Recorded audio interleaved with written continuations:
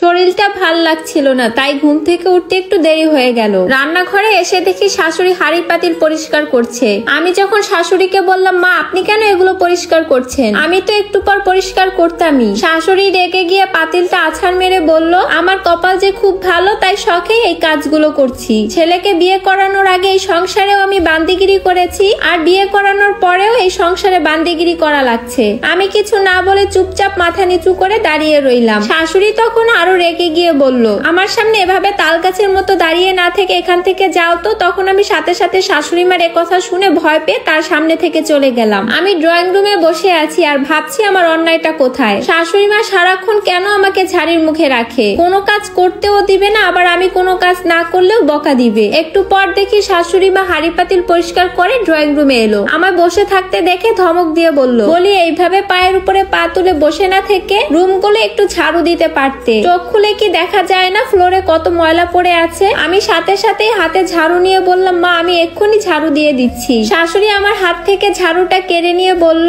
থাক তোমার আর ঝাড়ু দিতে হবে না, তুমি ঝাড়ু দিলে তো আবার ফ্লোর পরিষ্কার হয় না, ঝাড়ু আমি দিচ্ছি, তুমি উনুনে গিয়ে একটু আগুনটা ধরাও, আমি এসে রান্না বসাবো। শাশুড়ির কথা শুনে আমি কিছুটা অবাক হয়ে বললাম, মা এই ভর দুপুর বেলা আপনি রান্না বসাবেন? একটু আগেই তো আমরা দুপুরের খাবার খেলাম, রাতের রান্নাটা বিকালের দিকে বসালেই হবে, তাহলে রাতের বেলা খাওয়ার সময় গরম ভাত থাকবে, এখন ভাত রান্না হলে ঠান্ডা হয়ে যাবে। শাশুড়ি আবার একটা ঝাড়ি দিয়ে বলল, তোমাকে যা করতে বলেছি তুমি সেটা করো, এত মাতবরি করতে হবে না তোমার। আমি আর কিছু না বলে রান্নাঘরে চলে গেলাম। গ্যাসের চুলা অনেকক্ষণ ধরে আগুন জ্বালানোর চেষ্টা করছি, কিন্তু গ্যাসে আগুন জ্বলছে না। কিছুক্ষণ পর শাশুড়ি মা এসে নিজের কপাল নিজেই চাপড়াতে লাগলো। কোন শখে যে বড়লোক বাড়ির মেয়েকে বউ করে এনেছিলাম, আল্লাহ জানে। যে মেয়ে গ্যাসের চুলায় পর্যন্ত আগুন ধরাতে পারে না, সেই মেয়ে কিনে আবার সংসার করে খাবে। যাও মেয়ে তুমি ঘরে তোমার স্বামীর কাছে যাও, আমি তো আছি বান্দিগিরি করার জন্য। শাশুড়ির কথাগুলো কেন জানি আর সহ্য করতে পারছি না, তাই রেগে ওনার সামনে থেকে চলে আসলাম। ঘরে যখন মন মরা হয়ে বসেছিলাম, তখন স্বামী এসে শার্টের বুতাম লাগাতে লাগাতে আমায় বললেন, কি হলো মন খারাপ করে বসে আছো কেন?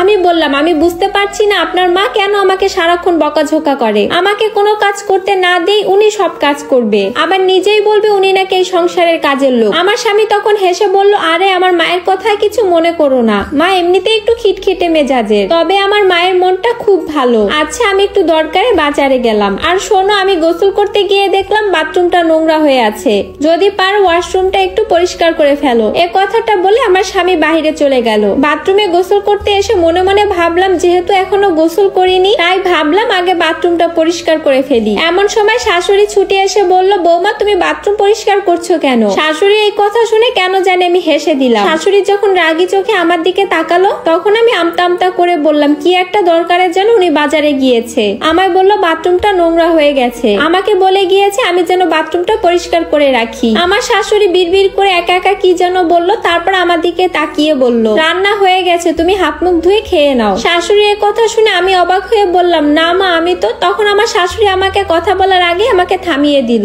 শাশুড়ি বলল, বিস্কিট খেয়ে দিন পার না করে তাড়াতাড়ি গিয়ে ভাত খেয়ে নাও। আমি শাশুড়ি হলে কি হবে, আমিও তো মেয়ে মানুষ, আমি তো বুঝি সব। আর মেয়ে মানুষের প্রতি মাসে যে সুস্থ থাকে না শরীর, সেটাও আমি জানি। এ সময় বেশিক্ষণ না খেয়ে থাকা যায় না, যেহেতু তোমার এই সমস্যাটা এখন হয়েছে, এখন না খেয়ে থেকে তাড়াতাড়ি পেট ভরে ভাত খেয়ে নাও। আমি গোসল করব, সুতরাং বাথরুমটা আমি পরিষ্কার করি। এ কথা বলে বাথরুমের ব্রাশটা আমার হাত থেকে কেড়ে নিলেন, আমাকে বাথরুম থেকে বের করে দিলেন। ডাইনিং টেবিলে এসে দেখি শাশুড়ি ভাত তরকারি সবকিছুই বেড়ে রেখেছে। আমি ভাতের প্লেটটা হাতে নিয়ে যখন খেতে যাব, তখন শুনি ড্রয়িং রুমে আমার শাশুড়ি আমার স্বামীকে অনেক বেশি বকাঝোকা করছে। আমার শাশুড়ি আমার স্বামীকে বলছে, আমি এত শখ করে এত সুন্দরী এত বড়লোক বাড়ির মেয়ে বিয়ে করে এনেছি বাথরুম পরিষ্কার করার জন্য, তুই কোন সাহসে আমার ঘরের লক্ষ্মীকে বাথরুম পরিষ্কার করতে বলিস? তুই কি তোর বাপের মতন ঘরের বউকে সংসারের বান্দিগিরি করাতে চাস? তোর বাপ তো সারা জীবন আমাকে এই সংসারে বান্দিগিরি